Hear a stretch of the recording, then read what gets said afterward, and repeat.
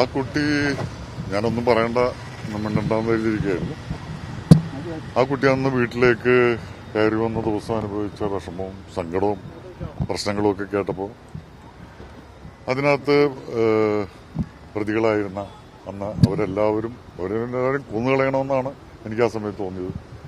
പക്ഷെ പിന്നീട് നമ്മൾ സാവകാശം ചിന്തിക്കുമ്പോൾ അവർക്കെല്ലാം കിട്ടാവുന്നതിൻ്റെ മാക്സിമം ശിക്ഷ കിട്ടണം എന്ന് പ്രാർത്ഥിച്ചിരുന്നു. ഇന്നലെ വിധി വന്നു, അവർ ശിക്ഷിക്കപ്പെടുന്നു. അവർക്ക് എത്ര കണ്ടിട്ട് ശിക്ഷ കിട്ടുമെന്ന് എനിക്കറിയില്ല, അത് വിധിന്യായം വരണം.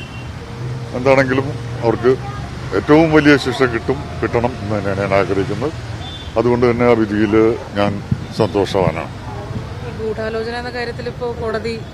പിന്നെ ഈ ഗൂഢാലോചനയുടെ കാര്യത്തിൽ അത് പിന്നീട് ഉയർന്നു വന്നൊരു പ്രശ്നമാണ്, അതിനെ കണ്ടെത്തിയൊരു പ്രശ്നമാണ്.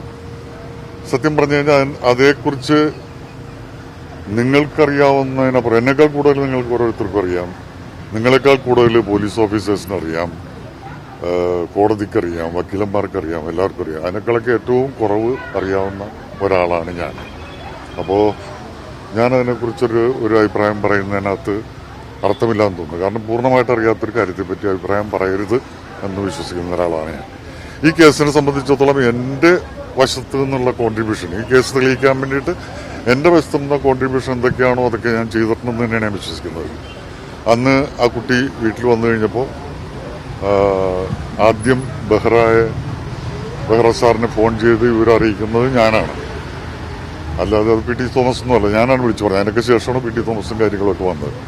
അതുപോലെ തന്നെ ഇടയ്ക്കപ്പോഴോ പി.ടി. തോമസ് സാറ് ഈ മാർട്ടിൻ എന്ന് പറയുന്ന ഡ്രൈവറെ എത്രയും പെട്ടെന്ന് ആശുപത്രിയിൽ എത്തിക്കണം, അവന് നല്ല പെയിനുണ്ട്, അല്ലെങ്കിൽ കുഴപ്പമാണെന്ന് പറഞ്ഞപ്പോൾ ഞാൻ അദ്ദേഹത്തിനോട് പറഞ്ഞത് നിൽക്കട്ടെ, എനിക്ക് അവന് സംശയമുണ്ട്, എന്തോ അവൻ്റെ അഭിനയം ശരിയല്ല, ഞാൻ നടനായതുകൊണ്ടോ എന്താണെന്ന് അറിയില്ല, അഭിനയം ശരിയല്ല എന്ന് എനിക്ക് തോന്നുന്നു എന്ന് ഞാൻ പറയുകയുണ്ടായി.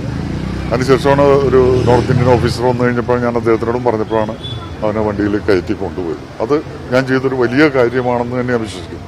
കാരണം അതിൽ നിന്നായിരുന്നു എല്ലാ കാര്യങ്ങളുടെയും തുടക്കം. അതിനുശേഷം പിന്നെ കോടതിയിലും പ്രോസിക്യൂഷനോടൊക്കെ ഞാൻ എല്ലാ കാര്യങ്ങളും, ഞാനും എൻ്റെ കുടുംബവും എൻ്റെ കുടുംബത്തിലെ എല്ലാ വ്യക്തികളും കൃത്യമായിട്ട് ഒരു ചെറിയ സമയം പോലും തെറ്റാതെ അറിയിച്ചിട്ടുണ്ട്. അപ്പോൾ അതൊക്കെയാണ് എൻ്റെ വശത്തുള്ള കോൺട്രിബ്യൂഷൻ. പിന്നെ ഭാവി കാര്യങ്ങളെപ്പറ്റി ഊഹങ്ങളും തെറ്റിദ്ധാരണകളും അല്ലെങ്കിൽ ശരിയായിട്ടുള്ള കാര്യങ്ങളൊക്കെ ആയിരിക്കും നമ്മുടെ ഓരോരുത്തരുടെയും മനസ്സിൽ. അതിലേതാണ് ശരിയെന്ന് നമുക്കറിയില്ല. അറിയാത്തൊരു കാര്യത്തെപ്പറ്റി മറുപടി പറയാൻ ഞാൻ താല്പര്യമില്ല. മതി, ഞാൻ വോട്ട് ചെയ്യാൻ വേണ്ടി വന്നതാണ്. കൂടുതൽ എന്നെ കൊണ്ട് സംസാരിക്കും, കൂടുതൽ ഞാൻ പറയില്ല, പറയാനില്ല. എനിക്കറിയാവുന്ന ഈ കേസിനെ സഹായിക്കുന്ന എനിക്കറിയാവുന്നതൊക്കെ ഞാൻ പറഞ്ഞിട്ടുണ്ട്.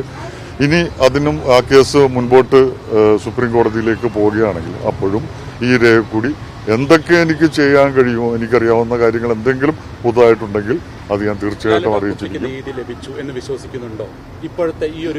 എന്റെ ആംഗിളിലാണ് ഞാൻ പറയുന്നത്. ഞാൻ അന്ന് കണ്ടത്, എനിക്ക് അന്ന് ഞാൻ പറഞ്ഞില്ല അവരെനിക്ക് കൊന്നുകളയണമെന്ന് തോന്നിയത്. എന്റെ കൈ കിട്ടിയെന്ന് വെച്ചാൽ ഞാൻ അങ്ങനെ ആക്രമിച്ചാണ് അവരെ ശിക്ഷിച്ചു എന്ന് പറയുന്നത് ഒരുപാട് സന്തോഷമുള്ള കാര്യമാണ്. അത് ഇപ്പോൾ വിധി വന്നിരിക്കുന്നത് ശരിയാണോ തെറ്റാണോ എന്ന് പറയാൻ ഞാൻ ആളല്ല. എന്തുകൊണ്ടിട്ടാണ് അങ്ങനൊരു വിധി വന്നതെന്നും എനിക്കറിയില്ല. ഈ വിധി നമുക്ക് പുറത്തേക്ക് കിട്ടിയിട്ടില്ല, വിധിയുടെ പകർപ്പ് നമുക്ക് കിട്ടിയിട്ടില്ല. അതിൽ കുറ്റവാളിയേ അല്ല എന്നുള്ള അർത്ഥത്തിലാണോ, അല്ലെങ്കിൽ തെളിവുകൾ പൂർണ്ണമായിട്ടും ശേഖരിക്കാൻ പറ്റിയിട്ടില്ല, ലിങ്ക് കറക്റ്റായിട്ടില്ല എന്നുള്ള അർത്ഥത്തിലാണോ ഒന്നും നമുക്കറിയില്ല. അപ്പോൾ അത് അറിയാത്രത്തോളം കാലം ഊഹാപോഹ കഥകൾ പറയാൻ ഞാനാണല്ല. ഞാൻ വിളിച്ചിട്ടില്ല.